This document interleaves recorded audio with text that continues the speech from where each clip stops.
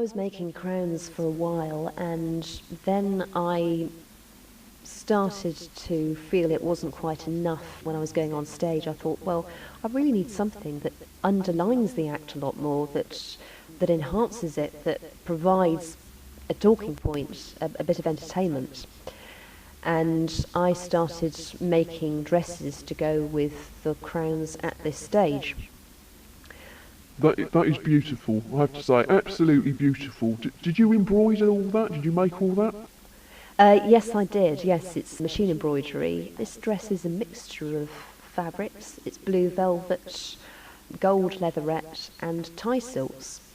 And what I wanted to convey here was the idea of a monarch being almost like a deity and having clothes that aren't like those of ordinary mortals. I get so bored with a lot of commercial clothes, and I wanted to create something that was a bit different, but not quite like everyone else. So this was to go with the picture frame crown. I've illustrated it in this drawing here, which is a drawing I called Übermensch. It shows Queen Christina as being bigger than these ordinary mortals that are looking up to her. What do you make this one out of? Well, the crown is from woven red ribbon. It's a wire base, and I've woven the ribbon around the base. The dress is blue velvet with red fabric and tie silks. The sleeves were quite a feat of engineering. They're padded because I wanted to get this really late medieval feeling coming through. The whole idea for this dress, decorated so profusely with bows, was from an exhibition by Victor and Rolf, which I went to see at the Barbican a few years ago. And you've got these strips of ribbon coming down in a V on each side of the skirt, and bows at the bottom of each V. It's sort of symphony in red and blue. And the final photograph, I got exactly the way I wanted it. I wanted to give the impression of a brass rubbing and a slightly contrived pose that you get in some of those medieval paintings. This looks like Hollywood. It's inspired by Purcell, some of the songs in the Purcell repertoire that I do. For example, there's a song called Nymphs and Shepherds, which references Flora's holiday. It's talking about the goddess Flora. And there's a transparent panel on the front of the dress with these leatherette flowers in strategic places, these bunches of leaves on the sleeves.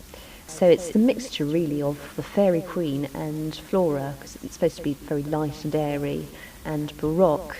I end up looking a little bit like the Good Witch of the North from The Wizard of Oz, but that is the effect that I wanted. What is this?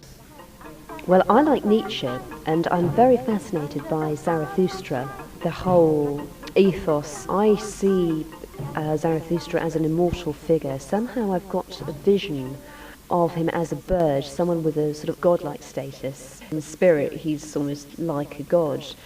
And this feeling of flight, this feeling of elevation above everything and everyone else. The costume reflects this with triangles hanging off it, almost like stylized feathers.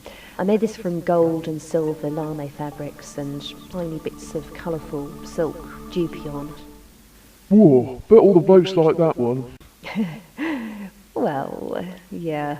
Go on, admit it. Well, yeah, probably. This was inspired by ABBA and 70s costumes. On the front of the costume is actually a face with glitter applied and made out of leather applique. Many of my costumes are made from spare fabric left over from other projects, and this is made from wadding and black jersey fabric and strips of silver lame. How many costumes have you got? Oh, there's more, don't go away. I've been putting together an opera act, singing classical arias and classical songs, and I wanted something that was like an 18th century shepherdess. I made it from toile de Jouy fabric, and I was very inspired by Vivienne Westwood, the things she did with the bum roll. I wanted panniers on the sides of the dress to give it a bit of shape, because I'm very straight up and down. So I wanted to give a bit of shape to the dress. And I made the panniers myself from wire. rather than cane as they were traditionally made, because that was all I had available. And I stretched material over the top, put some padding on just to give it some proper shape. I also made the hat. I did a hat making course at St Martin's, and I also customised some shoes to go with it. The shoes are virtually impossible to sing in because they're incredibly difficult to balance on. And this is my Rule Britannia outfit. It's to go with a Last Night of the Proms medley, which I do, which is lots of British patriotic songs all merged together. The hat I actually made years ago. That's from silk and various different thicknesses of ribbon.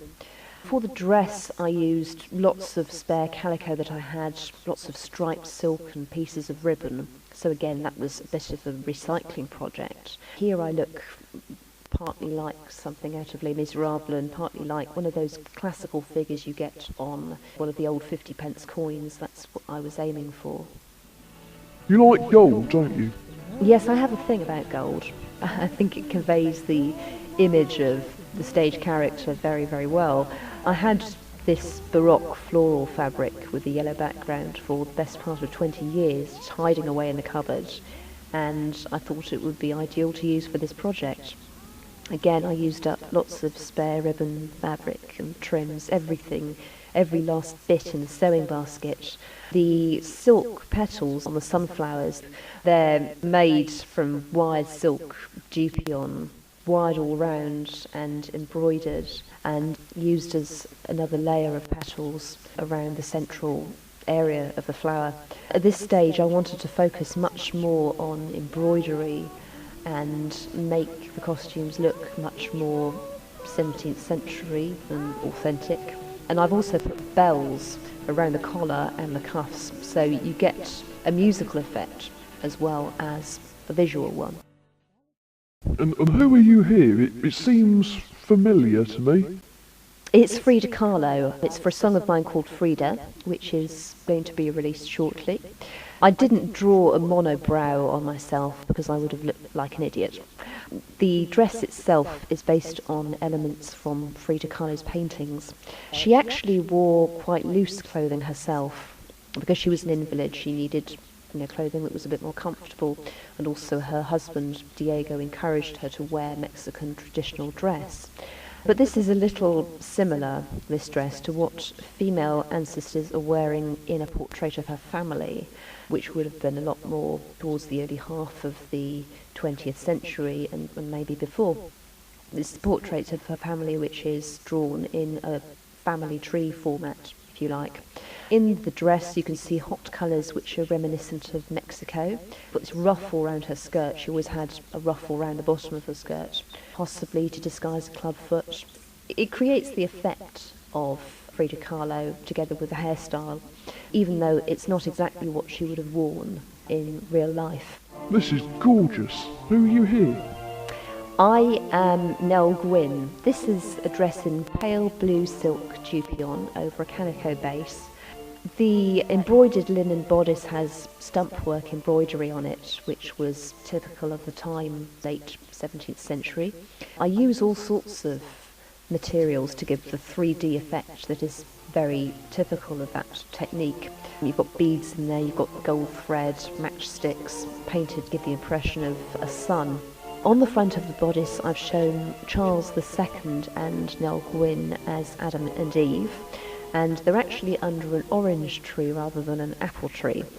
I think this particular dress was reflective of the fact that at this stage I was adding more classical music to my repertoire, and that, I have to say, brings us to the end of the show. I've got no more to show you, I'm afraid.